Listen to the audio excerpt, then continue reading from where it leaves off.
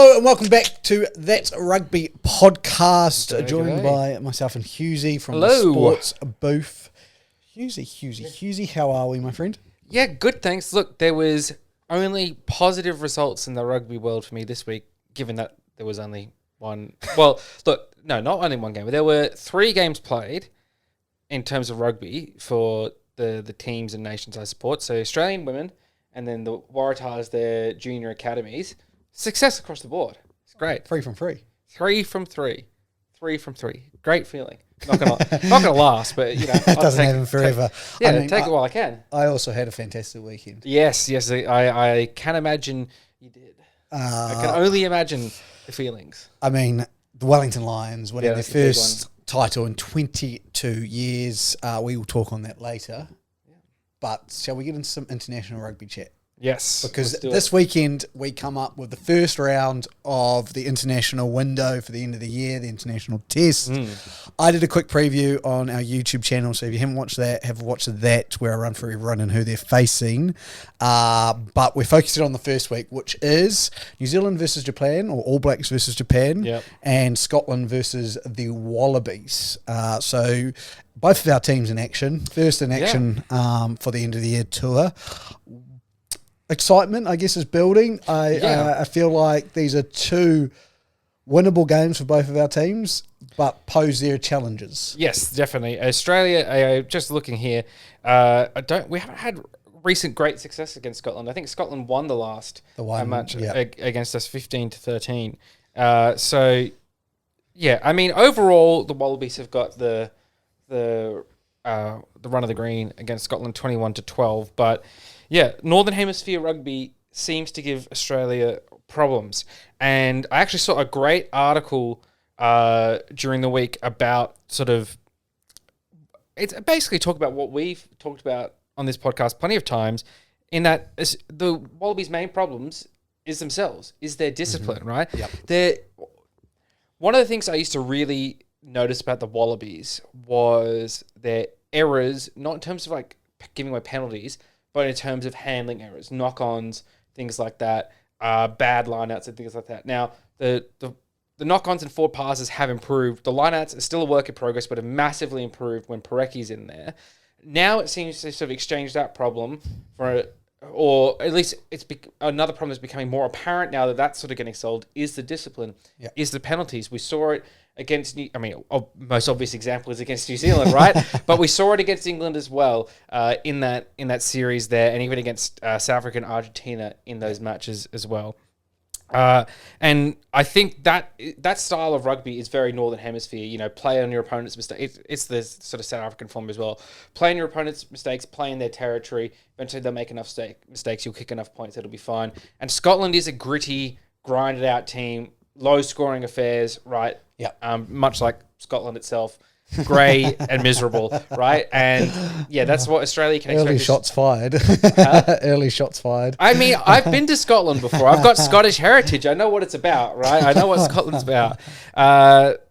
It's just, that's the style of rugby that they're going to play. I'm just trying to find the article here about it, but it was a really good article. Laurie Fisher was the one who sort of was talking about it, the new coach, and he was really getting fired up about Australia's mistakes, especially against Argentina, and discipline and things like that, and tearing into players, which I love. You need that, and especially these discipline mistakes, and that's because it's so frustrating as a fan to watch that, and it would be so frustrating as a player as well to be continually pinged for things, and you might even think, all players think all the time it's never their fault, right? And so that will just build up more frustration, which will lead to more mistakes, et cetera, et cetera. So you just have to be super disciplined about that. I hope that's what's being enforced really in the Wallabies camp leading up to these international matches. But the Scotland one will be a great watermark, a great test for where the Wallabies are actually at and how, if at all, they've improved their discipline. And I said that about, actually in the preview, I said it's a great test for both teams to show where they're at this stage. Scotland is ranked 6th in the world. So this is no easy beat. You know, they're a solid team. They are missing Finn Russell, who is arguably one of their best players. Stuart Hogg's lost the captaincy. So there is some I guess, questions going into this series with you guys, or this game with you guys, and the end of year tour. But I guess it's going to be interesting how they respond. Like, I feel like sometimes when teams go onto the back foot with that, you lose a player like Finn Russell, Stuart Hogg's taking out the captaincy away, the rest of the team kind of steps up. So, I mean, I think it's going to be a fascinating first game. I'm interested to see what the Wallaby squad will look like. Yes. Kind of just seeing what combos they're going to select. Because you've got 5 games, and this is what I said, you've got 5 games, so you're probably going to have some opportunities to build some combos. And your games... the fixtures work in your favour because it goes Scotland, then a big game against Ireland, I believe, or France, and then it goes Italy, then Ireland or France, and then Wales. So you've got, like, a warm-up game or your tester. If you can get past Scotland, okay, we've got our big challenge. Then you've got Italy, which, no easy beats, but you expect a victory. Yeah. Then you've got your big game, and then you finish off the series. So it'll be interesting to see what combos they get. I expect Donaldson to start the Italy game. Yeah. But, I mean, whoever they decide is first 5 in that first game will be really interesting because I'd imagine they'd back them to go into the second game. Yeah, I imagine it'll be Foley for the first game as sort of the incumbent, and you're right, as like the backer for who's going to play in the big games. Yeah. Right? I mean, and that, look, we sort of talked about it last week, and we'll probably talk about it a little bit later on as well. But, you haven't really seen much about when they're going to announce the Wallaby squad, right? Yep. Like, I don't know when that's coming. The game's coming up, right? So who knows what the starting lineup's going to be. But, again, that might be... I mean, look, I don't mind the coaching side of it. Like, I'm not putting that on Rennie and the coaching staff at all in that they haven't named a squad yet. That's fine, because they're probably still taking their time to figure it out, and I'd rather them take their time and figure it out and get it right. However, I think it should be on the management and like the business side of the Wallabies to be like, hey, we've got to get these things out by this day and this time. You need to make sure you have your squad ready by then. And they probably have that internally, but then market that. Like exactly what you said last week. Like the All Black squad announcement, it's a huge deal because it's a great honour for those players. It's a great honour to be a Wallaby as well, and to know if you're going to be in the starting lineup or on the bench or anything like that. Like, that's something that should be announced. Yeah, and it's not built up as well. Like built up is a good point. Let's say they're going to announce this team on Thursday, and they know, like Dave Rennie's gone internally. Their team gets announced Thursday 9:30 a.m. Yeah. Surely you say, okay, to the media team, that's when we're announcing it. So today, like whenever he's decided that's when he's naming the team, he sends a message out to so they get it out. Okay, on social media, team's been announced Thursday 9:30. Okay, cool. 2 days beforehand, it's 2 days until squad naming. Yeah. 2 days. T-minus 2 days, Instagram stories with countdowns. That's what we want. I think, and this is something I think all of rugby can get better at, the NRL and Teamless Tuesdays is fantastic. Every single team named at the exact same time. Bang, here's all your teams. Yeah, look, I'm just scrolling through the Wallabies Instagram at the moment, and it's got happy birthday. It's got great mix of stuff. Yeah, happy birthday, shots from training, throwback moments, right? The boys out and about in the UK and things like that. Like, it's got good stuff on there, but nothing about when the squad's being announced. Like one of the more recent posts is the date and time of the game, which, that's great. That's good to put that out there. But who's going to be playing in that game? Like, that's arguably everyone wants to know. That's arguably at this stage more important than knowing when the game's going to be is who's going to be in the game, right? So I imagine as well I'm sure the players themselves communicate to their families like, hey, I'm in line to play. Make sure you clear your Sunday morning to watch me play. But maybe not. Maybe their families are just as desperate to find out as we are. Yep. People got to clear the schedule. And like, if you're fans of certain players and certain teams, you might be more motivated to get up and watch than if they're not on there. There's a whole heap of reasons. There's only positives. The only negative is that your social media intern has to do a little bit more work. Same with your graphic designer. It's a little bit more work. No, and I understand it is work to do something like that. But that's an exciting thing. It's part of the business. Exactly right. So get it together, Wallabies. I mean, and so that game's happening. Obviously, the All Blacks versus Japan is going to be a pretty big game in Japan. A lot of names missing for the All Blacks. The Barretts have had a family loss, so they won't be there. Sam Whitelock, Will Jordan out. Then Lestia Whanganuku also was on his way home, so he's out. So Few names already called in. Dane Cole's injured, so listen to this. All Blacks already painting themselves as underdogs. At Japan. Oh, look at all these players. We will never go into a game against Japan as underdogs. Don't you worry about that, my friend. I'm just saying that this is a disrupted build-up. Oh, yeah. All right, so be ready for maybe not as big of a win as we expect. Yeah. Some All Blacks fans, Mills Molehena, has already stated that be prepared to lose to Scotland. As long as we beat England. No. So when we play Scotland, he said, be prepared to lose to Scotland. I said, Scotland. Be prepared to lose to Scotland. I'm not prepared to lose to Scotland. Yeah. But he said, as long as it means we beat England. Yeah. Because that's the momentum builder. For the World and what Cup, he's trying to say, and I get it, like us All Blacks fans have lived in such a fantasy for so long where we go, we beat every fucking body. And I go, when we lost, I end up like, yeah. And I'm like, okay, we're lost. But now it's actually, do we want to be winning these games? Do these games matter as much as a World Cup? No. All I want is to win a Rugby World Cup. Yeah, this is just chopping and changing, experimenting. Yeah. Getting the combos, getting it right, going, okay, what did and didn't work. Yeah. So now I'm like... refinement of the process is what is the stage where you're at. And who's better at it than the South Africans? You know, constantly, doesn't matter, Rugby World Cup, we've won it. And it's like how they've won it, I don't know, but they do. So I'm starting to become one of those fans, and I've never thought I would be. I always thought I'll never go in being like, it's okay to lose because I've been an All Blacks fan for so long. But now I'm at a point where I'm like, it is all right to lose if what comes from a loss is better for the team. You know, that's just called being a basic human being, right? A decent human being, learning that winning isn't absolutely everything. And now I know that's a controversial thing to say on a sports program. You're speaking like a true Wallabies fan. No, this is just... I think this is just... Winning isn't everything. I think this is just me personally, right? I think there are a lot of Australians, a lot of Wallabies.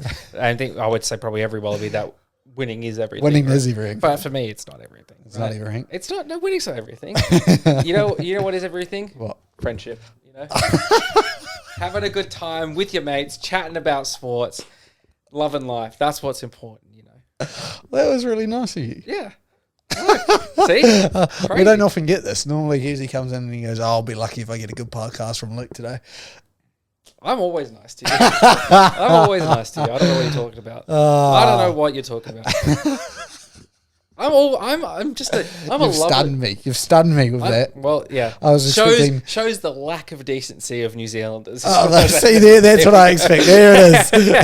I knew I could get the best out of them. It's true though. It is hard to think as sports fan because it is, at the end of the day, it's all competition, right? Mm-hmm. And seeing who's the best, testing yourself against someone else and finding out who's better. And the ultimate tournament of that is the Rugby World Cup. But I think it's almost, and you know, Tom Brady got in trouble last week for saying that going away to NFL camp is like going away for deployment in the military. So drawing comparisons between sport and warfare is not always the smartest move, right? But overall, the strategy of sport, I think, is evolving as warfare evolved, right? You know, warfare used to all be about one battle, kill as many of them as you can. Whoever wins that wins the whole thing. But it's not like that. It evolved from that to it became about a bunch of different little battles. Who can win? It's more about the supply and logistics and then achieving your ultimate goal, which is a place rather than necessarily a battle.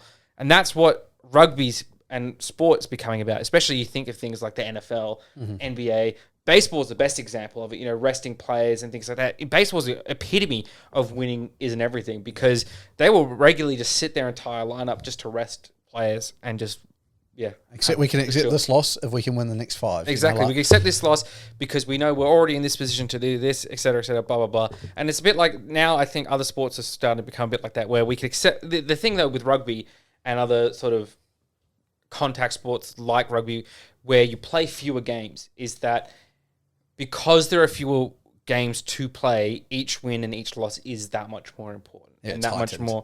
the stakes are higher, right? Yep. Baseball play over 100 games per year, not including the playoffs. 162. Yeah, baseball. It's a lot. It's incredible. Ridiculous, man. Basketball plays in the 80s, right? 82, Yeah. So you compare that to the Rugby Championship, 6 games. Yeah. Right? You compare that even Super Rugby, what was like 12 games. Yeah. Well, you even look at the NRL, and it's a quarter of the basketball season, basically, with 25 games. 25 games, yeah. Right. I guess, like that's a really good point. Like, even if you look at, like, the EPL is, 38 games, and it's not all about winning every single game, but it's stakes, like it goes NBA, like MLB, and then it goes NBA, stakes get higher, and then it gets higher with the EPA. Well, the EPL is unique in that there isn't playoffs. So it's right, because all these other leagues, they're positioning to get into the best position for the final race. Yeah. Whereas the EPL, the entire season is the race. It's a marathon. So, it's crazy. But getting back on point, right? Because it's sort of like what I said last week. I never would say that these games don't count for anything, right? Yep. But there isn't there isn't a World Cup in the end of it. There isn't a Rugby Championship. There isn't a Bledisloe at the end of these games, right? It's not what people look back on the year and go, oh, yeah, Australia won the series against Scotland this year. We've got the whatever trophy they play for. That's not the hardware people look for, right? They look for Rugby Championships, Bledisloe Cups, World Cups, right? Yeah.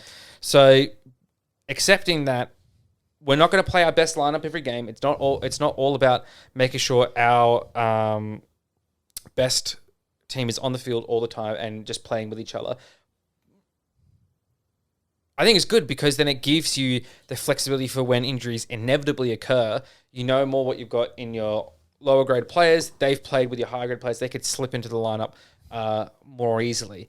And it's overall looking at the bigger picture of everything. Because even though I say winning isn't everything, right? That's on an individual game-by-game basis. Because winning is everything. But the thing that is winning that is everything, that was really poorly phrased, I'm sorry. The thing that is everything that you want to win is the Rugby World Cup.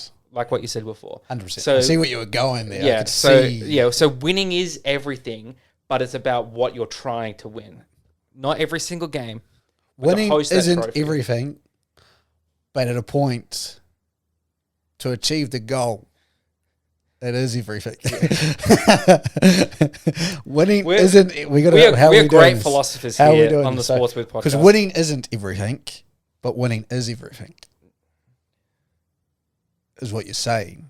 So winning everything. Winning the battle isn't everything. No, winning the battle isn't everything, but winning the war is. Yeah. If we're going back to military. Yeah. Look, we've got to try and find a more concise way to say it. So, winning everything isn't everything, but winning is everything. There you go. That was good. That was the one. There we go. There it is. We've got to put that on the t-shirt. Yeah. Winning isn't everything except when it is. There you go. That's the best way to put it. Now that we've discussed philosophy. Yes. Now that we've discussed winning and how it's I not win, everything. Therefore I am. You win, therefore you are. Yeah. Let's discuss. Do you know the origin of that? I think therefore I am. It's Descartes. There you go. That's for all the philosophy fans out there. I'm sure that rugby and philosophy go hand in hand. Of course they do. Taniela Tupou is a famed philosopher. Let's predict where or the records of both of our teams. So let's start with the Wallabies. The Wallabies play like Scotland, Ireland, Italy, France, Wales. I'll get up the. You keep going. I'll look up the exact games. The exact games. Okay, so and when they're played. I know it's Scotland first, obviously. Yeah. I know it's Italy in the middle and Wales at the end. The Ireland-France part, I'm a bit confused. But what I believe is going to happen... So this may influence you. It's Scotland, France, Italy, Ireland, Wales. Scotland, France, Italy, Ireland, Wales. Okay, I think Australia are going to win 3 games, lose 2 games. Now, you're all expecting me to say that I think Australia are going to beat Scotland, Wales and Italy. But I actually think they knocked off one of the big 2, which are France and Ireland at the moment. And I actually think it's Ireland. I like their second game, the 4th game after the Italy game. Yeah. So I think they're going to win 3. They'll beat Ireland. They'll lose to France. Their other loss is either going to be Scotland or Wales to start or end the tour. So I've got them 3 and 2. Okay, I'm sort of similar lines, except I think they'll go 4 and 1 and they'll lose to France. I think they will. I think similarly. I think they match up better against Ireland. I think Scotland will be a tough game, but I think the Wallabies this year, I think Rennie's definitely improved that squad. Like, you look at the Wallabies from a year ago compared to the Wallabies of this year, like we just had the whole discussion about winning, and his record isn't, his winning percentages still isn't great, but you can see the improvement in the team. You can see the strides that have been made in the Wallabies.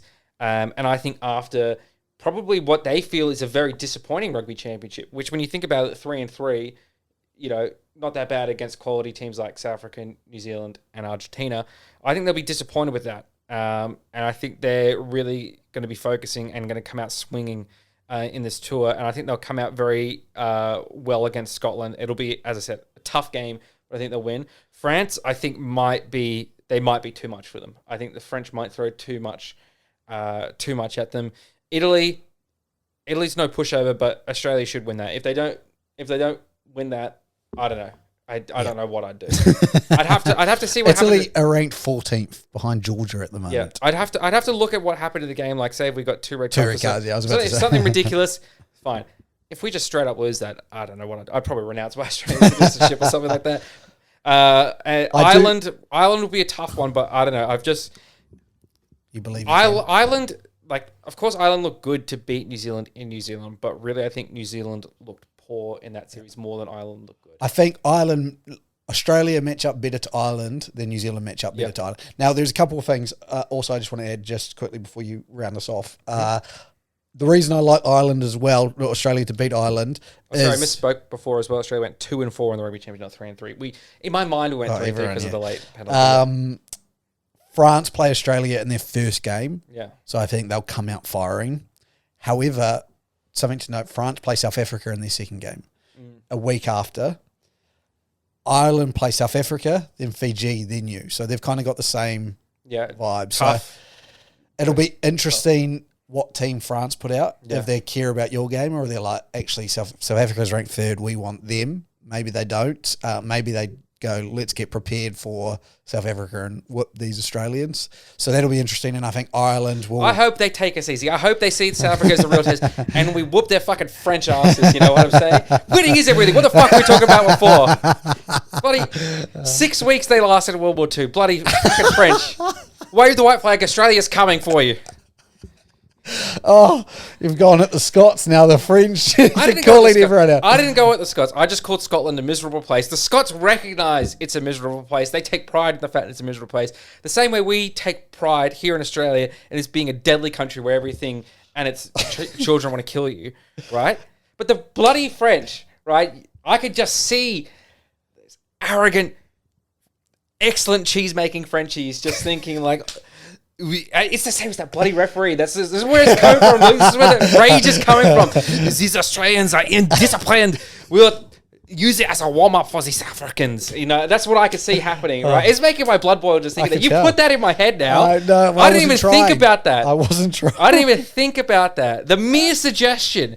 That gets me really fired up. The mere suggestion that the Wallabies would be seen at the level as a warm-up game. Like we're in Italy, like we're in Georgia. You're ranked ninth. I know.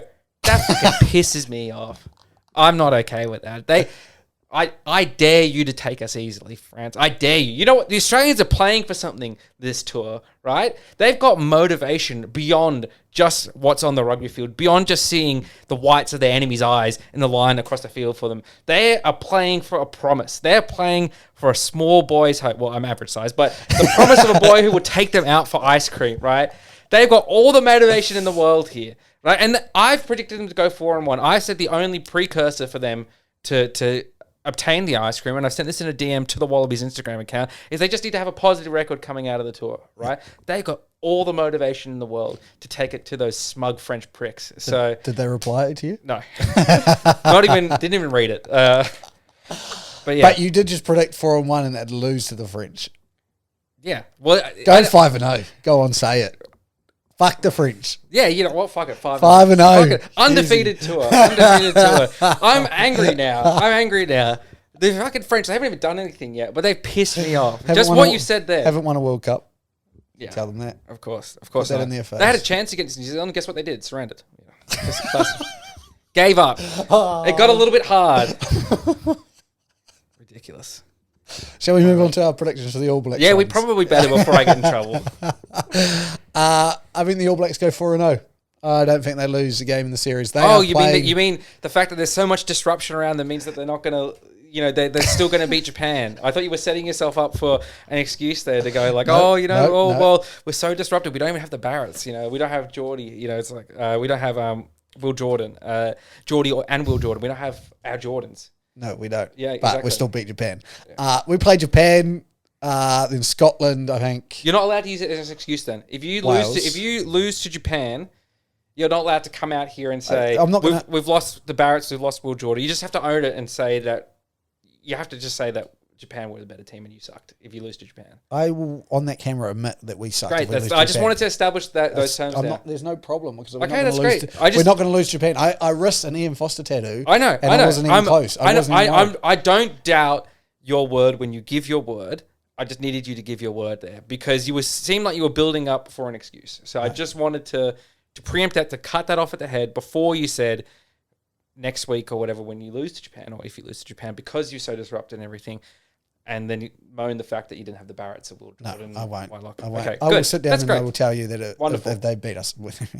Great. Okay, so we have Japan, Scotland, Wales, England to finish off. England, the big one in Twickenham. I've got us going 4-0. I don't see anyone troubling us as much. I think we build towards that England game nicely. Yeah. Eddie Jones' warfare is going to start. Can Ian Foster keep his cool will be interesting, but I think we go that'll be a great game. Yeah. That'll be a real test for New Zealand, right? I mean, we saw England in the Australia series look vulnerable. Honestly, Australia probably should have won that series, right? And again, it wasn't even necessarily England being better than Australia. It was Australia letting themselves down, much like New Zealand did against Ireland. Like it's a simple fact. I say simple fact.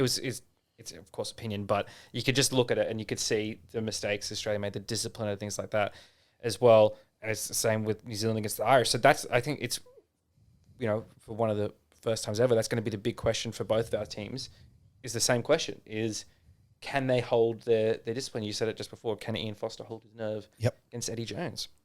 100%. So your prediction for the All Blacks? Yes, the same. 4-0. I think, England will be... Look at that. You reckon both New Zealand and Australia go over there and go 9-0 back. How good will that be when we come back on the podcast? What it is? You know what it is, Luke? I think both of our teams feel like me at the moment.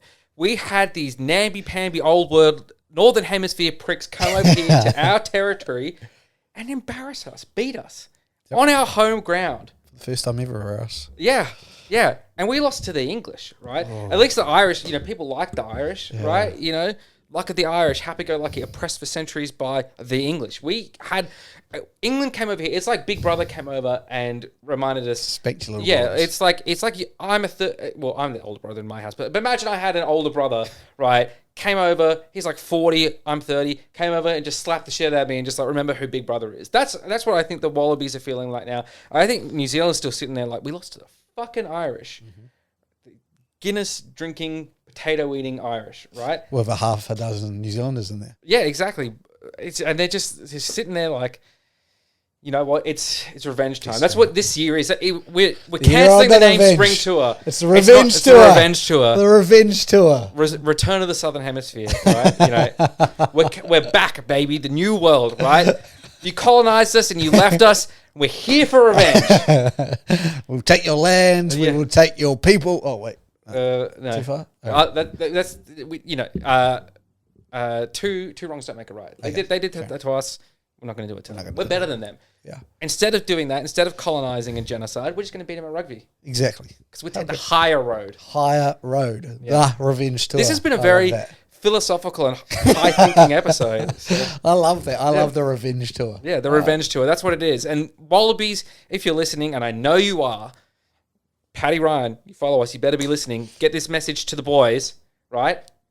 Turn the fuck up. Revenge tour. Let's go. Turn the fuck up. Yeah, exactly. Highway to the danger zone. Let's go.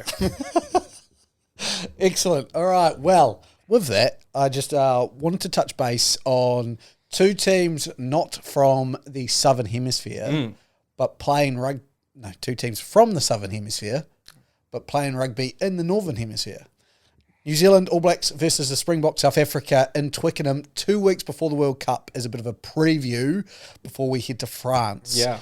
Hell of a match it looks like. It'll be a big game. I feel like it'll sell out Twickenham.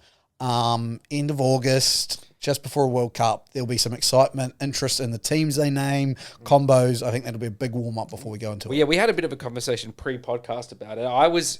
For me, if I was coaching, I would be very wary about putting my full strength lineup out there 2 weeks before a World Cup with every chance of injury. Like playing against South Africa is always a bloody affair, right? Additionally, any suspensions or anything that come out of that game could have an impact on the World Cup. Not wrong. And then as well, giving that'll be an interesting point. I didn't even think of giving other teams a view of your tactics and how your team will line up ahead of the World Cup also to be considered. Right? It's not being televised. Oh yeah, like that'll stop anyone. You think Pierre from Nice won't just be sitting there in the crowd like, oh yes, we're short on that fullback, like like they will be. Yeah. The French spies will be out. Yeah, exactly right. That's what they're known for. There's a lot to consider for that. It's very risky. Yep. It's very risky. There's a lot of risk involved, but hey, risk it for the biscuit. As the philosophers say, you've got to risk it if you want the biscuit. and we all love biscuits. Exactly. What's your favourite biscuit? Actually, I said Pierre from Nice. I love a good Nice biscuit with a little sugar on top. It's great. I'm Mellow Puff. Is it Mellow Puff? What is the ones you crack on your head? What are they called? No. You have no idea what a Mellow Puff is? Is this a New Zealand thing? It might be. You sure it's not just some small kiwi-like bird that you all eat raw or something? Mellow Puff. Yeah, hold on, I'm showing you. Yeah, these you don't have these? Let me see. Coles and Woolworths. Oh, I feel like I've seen the pack before. I don't know if I've ever had one. Oh, bro. No, I had these. I didn't know they were called Mellow Puffs. I swear they were called something different. Yeah, these are great. Yeah, they're great. And you crack them on your head, and then you peel the pieces off. Okay. You've never had a Mellow Puff? I have had a Mellow Puff. Okay. I've never done that before in my life. It's well known. Never smacked myself in the head with a Scotch finger and then eaten it just to break it in half. I'm starting to sound more and more barbaric as I go on. Yeah. So this is why revenge tour. You crack it against the head and then just peel it like I'm going to bring some peel like an Englishman's skull. Next episode I'll have some Mellow Puffs in here for us. All right, don't you worry. But yeah, okay. So yeah, a lot of things to consider. For the biscuit. Yeah, risk it for the biscuit. A lot of things to consider there for both teams. As I said, risk it for the biscuit. It's such a duality, right? Imagine going into that game, right? I like to break things down into the possibilities, right? I think this one's a bit of a dual, a dichotomy, right? Yep. Option A. Match goes great. It's a great game between two teams. New Zealand and South Africa do well in the World Cup. Or don't do so well in the World Cup. I'm going to take with this one, they do well in the World Cup. It's seen as a great move by both teams. Option B, right? You have either a big injury from that game. Say, for example, Bowden Barrett for the All Blacks, right? Or you have Khaleesi. Our second choice fly half. That's a big injury. You can't tell me Bowden Barrett. They just rubbed it into you. That's our second choice. If a year from today, right, or even earlier than that, actually, because the Rugby World Cup have already started by now. All right, let's say 10 months from today, right, Bowden Barrett's wiped out for the entire World Cup. You're not telling me you're telling me that's not a significant injury. It is, but I mean, Stephen Donald's led us to glory before. Dan Carter. It's still a significant injury, right? I mean, I look at it from our perspective as well. Say, I'm just going to use Bernard Foley here as our starting fly half. If he's injured, sure, Quade Cooper's led us to glory before. Sure, we've got other options there. It's still a significant injury. Yeah, he's your starting fly half. Well, he might not be the starter next year. It might be Quade's the starter or something. I see. So that's what you're saying. Yeah, even if our second choice fly half was injured, that's still a significant injury for a whole Rugby World Cup. He's wiped out for the whole Rugby World Cup. I feel like this has got under your skin. Not nothing to do with the players, just you. You've gotten under my skin. Dismissing Just as if you can just dismiss Beauden Barrett out of nowhere, and you wouldn't be acting like it's a significant injury. If Beauden, I tell you, if we lost Beauden Barrett, would be the biggest underdogs at the tournament. I reckon Namibia would be a better chance than me. You know, because like we've lost Beauden, like. You think you're being sarcastic or joking, but that's what you'd be like. I could just see it now. We're so disrupted, right? Like there's just so much going on. It's like last year when we played Japan with both the Barretts out and we lost. Like there was just so much disruption, right? That was the biggest underdog story, and New Zealand still somehow won that. We pulled through. Everyone doubted us. Yeah, that's what you'd be like. We are the biggest underdogs. You know what? It's not even because you're a New Zealander. It's because you're a Queensland supporter, and that's what Queensland does. That's all it is. That's what it is. Let's use Richie Mo'unga then, right? Richie Mo'unga gets injured, or Will Jordan gets injured, right? Or we've got plenty of wingers. Any of your significant players. Let's just say Artie Savia because we can't replace him. Artie Savia, right? No. Sorry, Sam Cane, your captain, your best player, right? I'm kidding. He might have. I'm kidding. Continue. Yeah. So Artie Savia gets wiped out in that game. Yeah. Right. That's the worst thing that could ever happen. That'd be, I know, for you personally, right? You have to. Me and your little love of my life. Yeah. Your little shrine that you have in your room, just over there. That's what I honestly pray to it every night. Yeah. And I go, bring us a World Cup. I need you. You've got the jersey out there and everything. My captain. Yep. My captain. So the hairs that are there, are those like actual hairs you've collected from I played it and against them in a rugby game. Yeah, and you pulled them straight off him. Yep. Cool. Yeah, I figured. Smell it every night. Yeah. My brother's done the same thing with Tom Wright. He played against Tom Wright. Oh, yeah. And he's still got his hair. He doesn't got much hair to pull, though. Exactly. That's how committed Connor was. Oh, yeah. I see. Yeah. And not because he's a fan. He took a shaver on the field. Yeah, and not because he's a fan of Tom Wright, just because he hates him. So he actively, voodoo pins. Voodoo. Yeah. I see. Yeah. Yeah. Anyway, say you lose Artie Savia, your soulmate, love of your life. Yep. The one and the only. Sorry, Jim. He's wiped out from that game. That's tears. Huge. That affects your entire literal World Cup. Tears. Yeah. And then you do get to pull the card of if you have a massive asterisk for you for that entire World Cup. If we don't win the World Cup, of course, it's explainable. Artie Savia, Ian Foster gets a pass, right? No, he's gone. If you then exactly, because he's the one that's responsible for playing Artie Savia in that pre-match, right? That doesn't mean anything. It's a meaningless game, right? Mm-hmm. Or say no one gets injured, but say then you don't win the World Cup or you don't do as well as you think. Say you don't even make it to the final, you get knocked out in the semi-final. Do the questions come out? Are the players tired because they had that game 2 weeks of extra bumps and bruises meant that they weren't as sharp, things like that? There's all these questions. For me, I'm split. I honestly don't know what I would do if I was coaching that situation because there are so many risks, but there's also so much potential reward. Right, from getting that little bit of extra experience, that little bit of extra time together, a real game scenario against a really tough opponent, the defending world champions, right? Yeah. How many of these other teams would kill for a game against the defending world champions before the Rugby World Cup? Yeah, I guess it's hard, and because we always end up in a pretty shit pool, and I think we've done it again. I think we've got France or someone as the only hard one, and then we'll cruise for our pool and be one of the top two. So I'm not too worried. Yeah, I feel like there's risk there. The main risk, of course, is if you have a star player go down. Yep. That's the biggest risk. It is. You're not wrong. And I can see that. And I didn't even think about this. Is how arrogant I am about it before. I was just like, this is going to be a great spectacle. 2 teams playing in Twickenham. But yeah, you did mention it pre-podcast and say, what if someone get injured? And I was like, what if someone gets injured? What if someone gets carded? That's what you said there before, and I said, imagine you got to go, don't get your fucking cards. No one go get a card. It'll be like, well, no one intentionally goes out and gets a card unless they're known as Dustin Swain. Pull your head in. Yeah, you're always getting red carded. Exactly. You're a terrible, filthy player. Just whoa, we don't say that around here, right? I was just quoting Ian Foster. Sorry. I'm bleeping that out of the podcast. That blasphemy will not be spoken on this podcast. I quoted that directly from Ian Foster. So yeah. All right. So just put that. Make sure, just for me, just put under in quotation marks Ian Foster. Yeah. Super Rugby Squads. I mean, I don't know anything about it because I'm not New Zealand, right? We've got nothing from the fucking Australian side. Now, I want to preference this, and I'll put the photo or the graphic, and I won't put it on the podcast, but I'll put it in our... Okay. I was going to say, let's put it... It's right No, here. It takes too much time to edit and stuff, sorry, team. But, it's here, and then up here, and now over here. Starfade. But I might just do it for TikTok or something like that.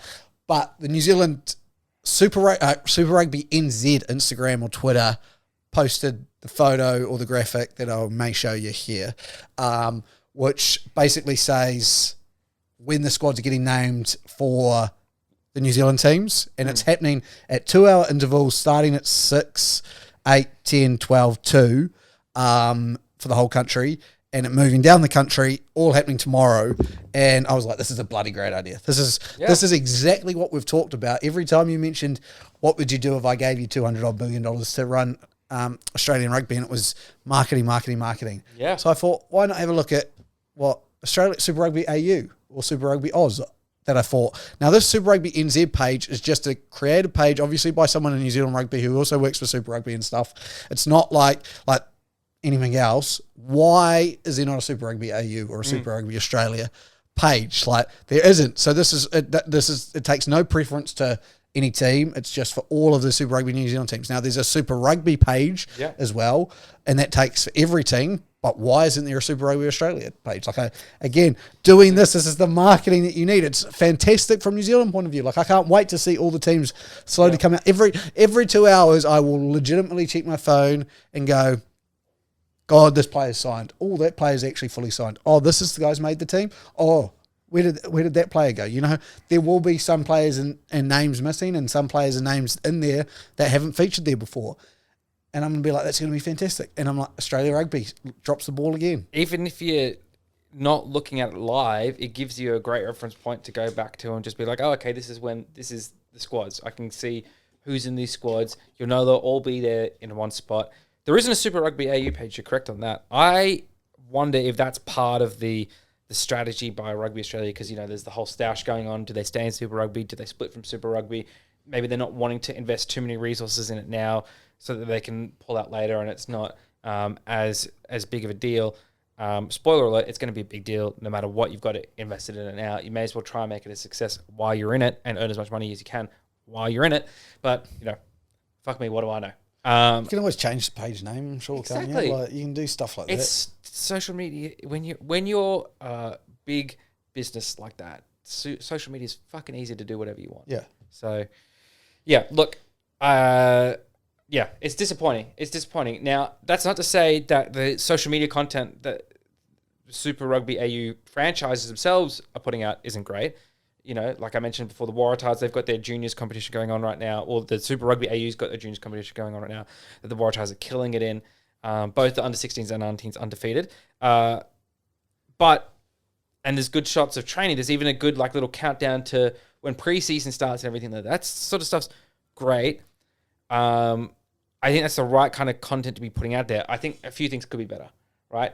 One thing that I think is underutilized by the Waratahs page is graphics, right? They've got good ones for the juniors competitions, putting out the standings for how the junior Waratahs are doing. Too many pictures of players' faces, right? It's great to see. Love seeing my boy Angus Bell out there working his heart out, sweating, doing the things that makes him lots of money, and deservedly so, or will make him lots of money, deservedly so. He's also a fan of the page. Shout out to Angus Bell. I love seeing stuff like that. I love seeing throwbacks to when we beat the Crusaders for the Super Rugby Championship. Great. Love those memories. I would love to see more graphics. Instead of putting it in the caption of the post of 23 sleeps or whatever until 2023 preseason training kicks off. Yep. Make that the splash image, right? Yep. That's so much easier for people to consume. It's the picture right there and then. That's what gets people clicking on a page, right? Yep. Not just like random shots of Tane Edmed looking sweaty and ginger. Like that's what gets people. That's what gets me clicking on it. And as well, like there's reels of advertising the new club, and it's like white text over our sky blue jerseys. Like that's hard to read and things like that. Pictures of people are great. I mean, look, you can see all pictures of people. Yeah. Right. Even the results are primarily the players in there. Yeah. And I get why you want to do that. I don't think it's the right way to do it. If you're going to have, I think this academy one here, and I'm sorry for the viewers in the podcast that you can't really see this, right? But it's two players in their academy team, but there's no background. It's a background. The background is a graphic rather than the background of like the pitch, whatever. That's if you're going to use players, that's how you use it, right? I don't want to see right? Another one where they're announcing the result of a game against the Rebels, and then the background is pictures of players and other players with the field in the background. Just have one player, muted background, and make the score the biggest thing on the page, not the picture of the players, right? It's there. You need to learn when it's the right time to put those things out, right? I think NFL teams do a good job of it, where they half the page is like the score, right? And the other half is players.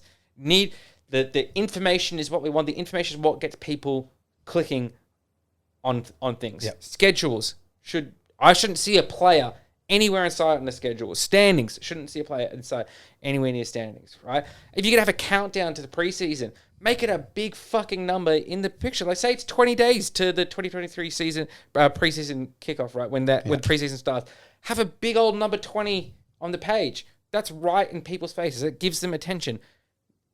Seeing the players, and it's a little bit of oversaturation from their own pages because they're constantly posting the players, right? Get a little bit just like, okay, I've seen this player before. I know who this is. That's Tane Edmond. That's Ben Donaldson, right? That's Hoops. Yes, we love Hoops. I love Michael Hooper. What you have for Artie Sevilla, I have for Michael Hooper, right? And it's a tougher love for me because look at his face, right? But I still love him that much, right? I love him to death. Don't need to see him on every single post. Sometimes it's okay to not have players in your post. I know you pay money to use their name, image, and likeness, but you don't need to use it on every single post. Please, I'm begging you. That new Super Rugby NZ graphic. Luke, how many players were on that graphic? Zero. You know what they had? The club's branding and logos, right? And little variations on that to make it interesting to look at. They had where those teams are in New Zealand. So people could be like, oh, the Hurricanes. I live sort of near there.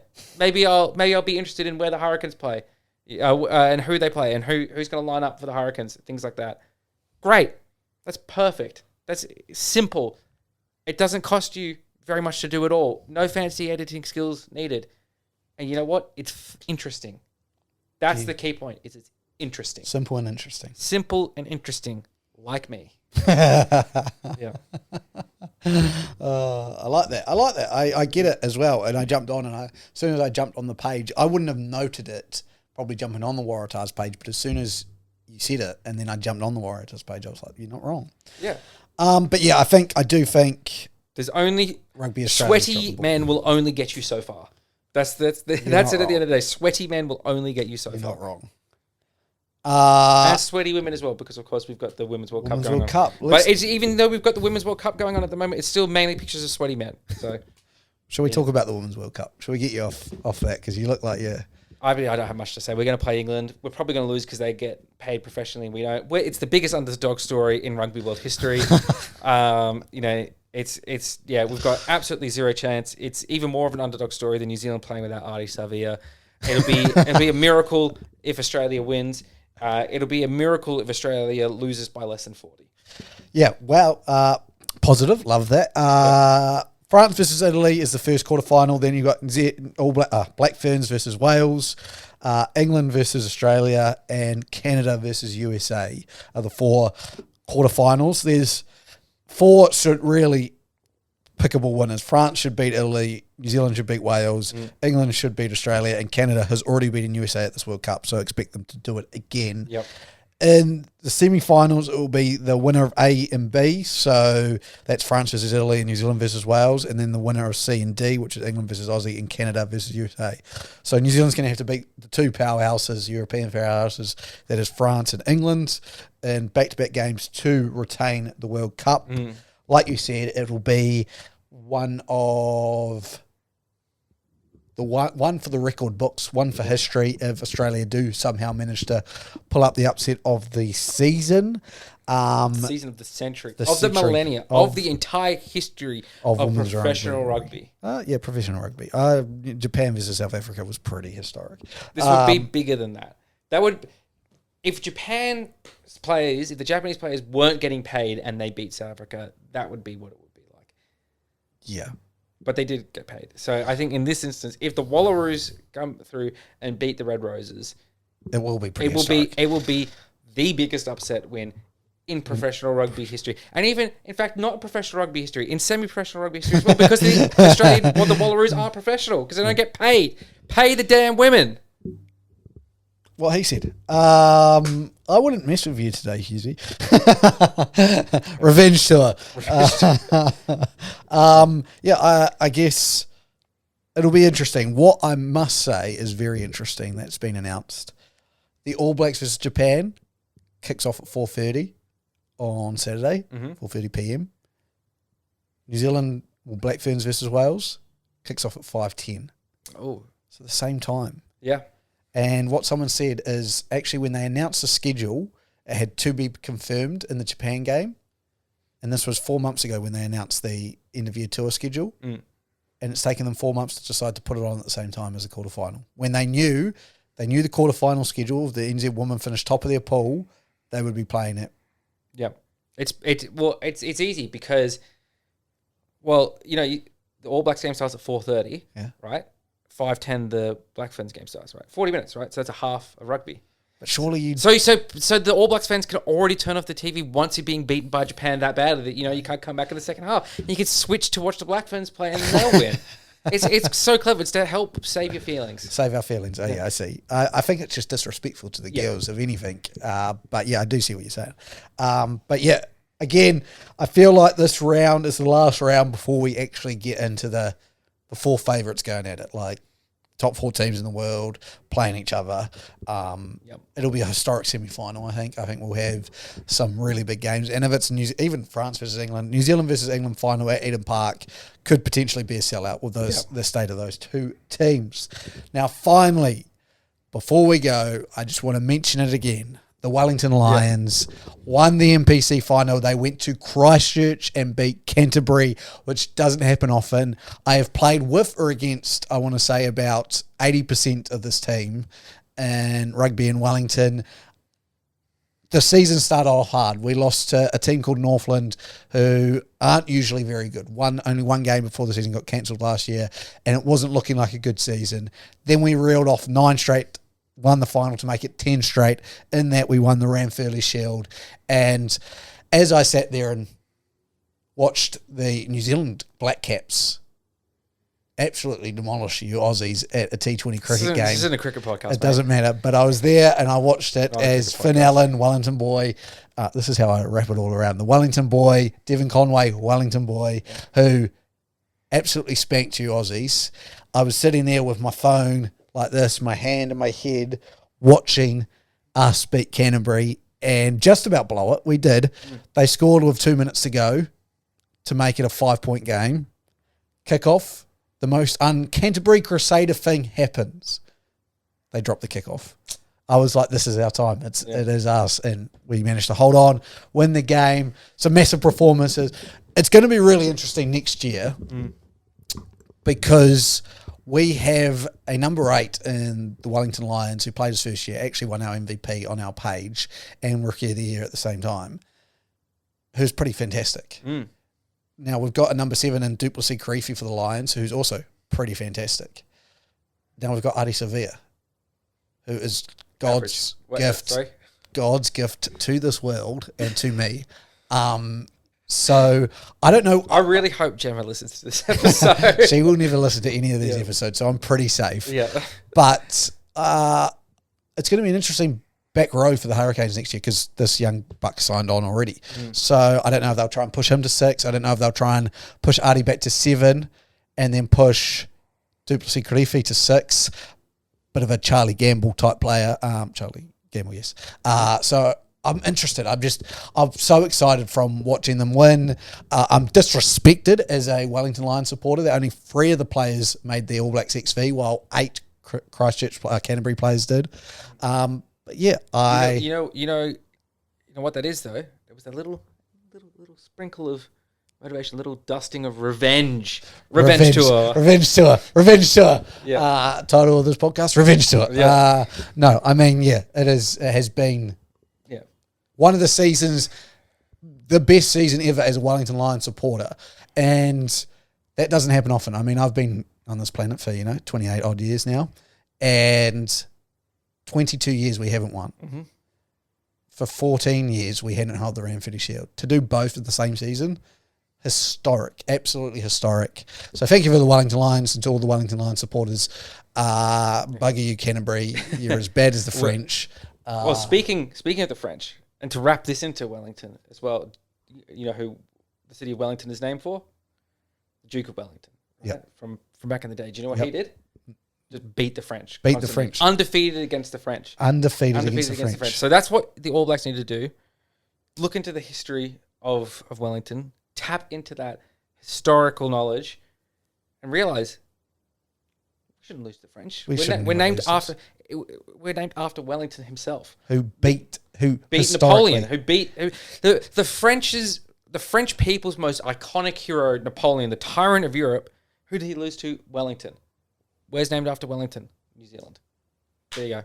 New Zealand to beat France. And the World Cup semi-final, and then Australia and New Zealand to play the World Cup final. Sounds good. Australia to win.